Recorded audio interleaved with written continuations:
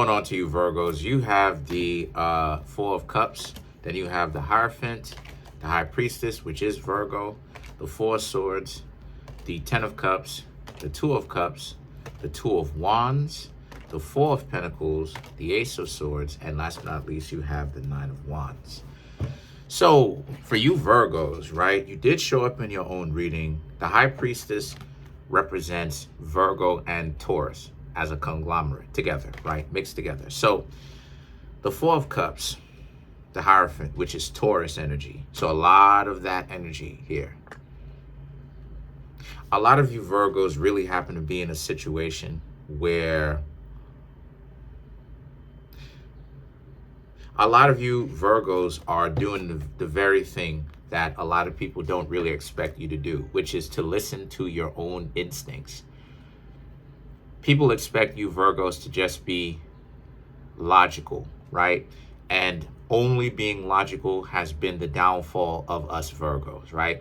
With all the intelligence that we have, we still used to end up getting played a lot by people when they tell us that they like us or that they love us, because we ignored that part of ourselves that we wanted a relationship. But no more. A lot of us Virgos are starting to wake up, and we're starting to wake up to the fact that we do have more than just a logical, methodical mind to us, right? We're more than just that. So a lot of us Virgos are really listening to our own instincts when we see things happening out here. We're really, a lot of us Virgo, because I'm a Virgo myself, we're really realizing that not everybody that comes to us with a smile is really the type of people that we should even want around us in the first place. So a lot of us Virgos, like I said, the High Priestess, we are the Hierophant, we are listening to our own common sense. We're listening to our own instincts. And what are we doing? We're ghosting people. We're ghosting.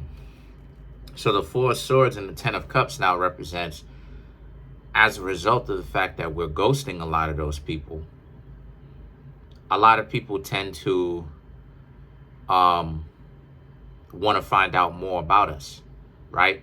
When we don't want to hang out with other people like that, that's when a lot of people want to get to know us.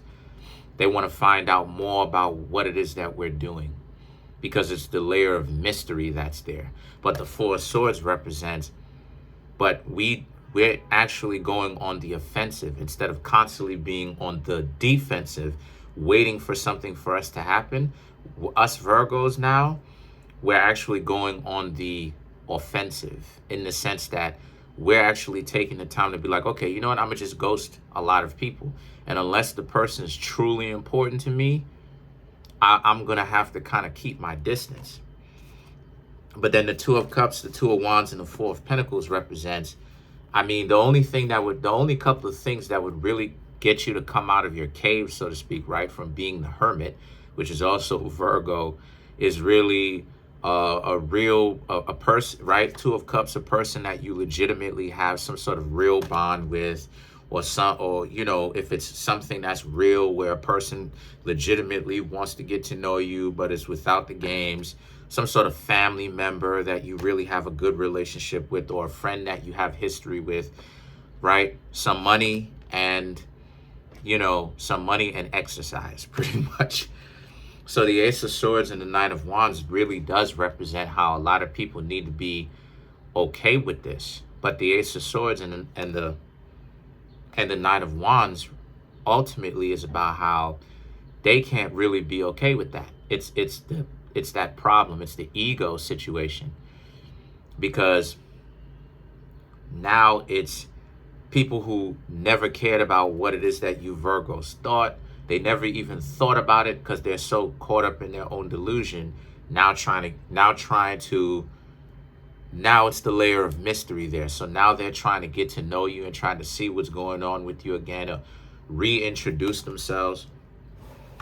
But at the same time, do you want to still get to know them? Do you still want to introduce yourself? That's the question. So let's clarify some of this. Let's clarify the High Priestess.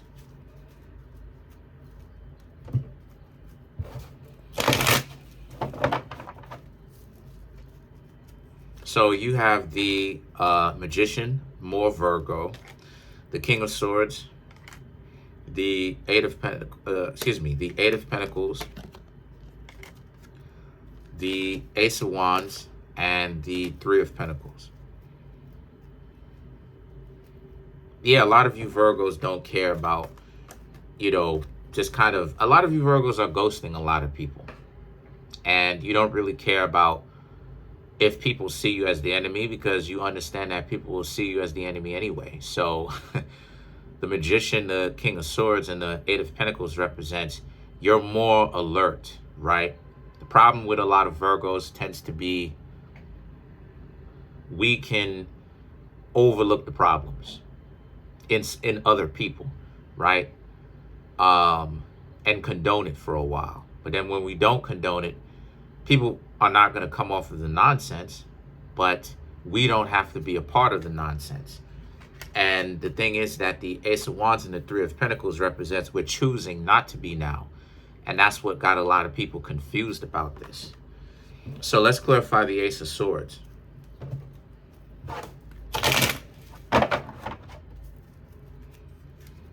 The Knight of Wands, Four of Swords, the Hierophant, the Seven of Swords. Now, the Ace of Swords represents other people trying to get to know us. They want to know what we got going on, trying to get up in our business.